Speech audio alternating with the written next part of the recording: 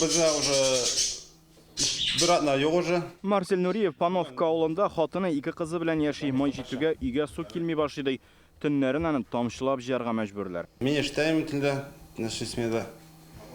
Хатын торып, төнлә торып, агызы алды. Ә башка су юк. Пермәкидә дә шундый ук хәл. Ике авыл халкы түзәр чамалары калмагач, су каланчасы янына җыелды. Ул Пановка һәм Пермәки өчен уртак. Халык белдерүенчә, каланча нибары 30 йортка исәпләнгән. Аны урнаштырган вакытта биредә шуның кадәр гаилә була.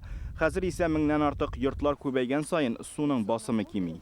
Су каланчасы берничә дистә еллар элек төзиләр. Хәзер андагы агачлар инде аның кадәр буйга җиткән. Территориягә килгәндә менә шушындый шупшарлар белән уратылып алынган. Ә насос үзе исә бөтенләй эчрәүк башлаган. Су каланчасы тиешенчә уратып алынмаган берәүләр бирегә теләсә кем кереп, аның насосына зыян китергә мөмкин дип курка.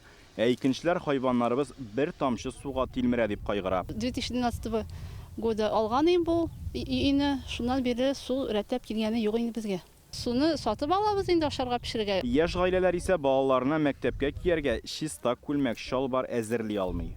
Төнлә сәгать эшләрдә әзгенә тутырабыз бутылкаларны, шешәләрне, прям кулларны гына жуарга җитә. Безнең иҗат төркеме халык белән аралашкан вакытта торак пунктларны су белән тәэмин итү өчен җаваплы булган Кыркачык шелтәре оешмасы баш инженеры Нургали Хафизов килде.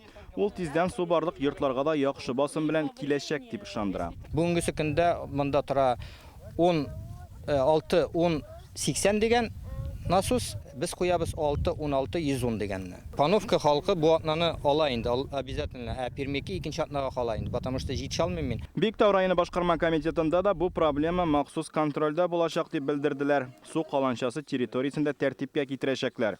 Бүгенге көндә безнең планнар бар. Сельсовет аша без согласованиегә җибәрдек. Согласование кайткач, без быелны шул җәй булыр инде. Җәй эчендә шул эшләрне эшләп бетергә тырышабыз. Биектау авылы җирлеге башлыгы әлеге мәсьәләне үзара салым акчасына да хәл итеп була иде ди, әмма халык аны җыюны кирәк тапмаган. Җирле салым буенча җыйнулар безнең былтыр октябрь айларында булды. Ул вакытларда көскән иде. Абиләр яздык, әлеп куйдык. Пановка авылы даже референдумга да килмәделәр. Алар игнорировать иттеләр. Бу атнада Пановка һәм Пермәки авылларына су килерме? Әлеге мәсьәләне без контрольдә тотачакбыз. Биектау районыннан Руслан Хуснуллинов, Марат Зайдуллин, Яңа Гасыр каналы.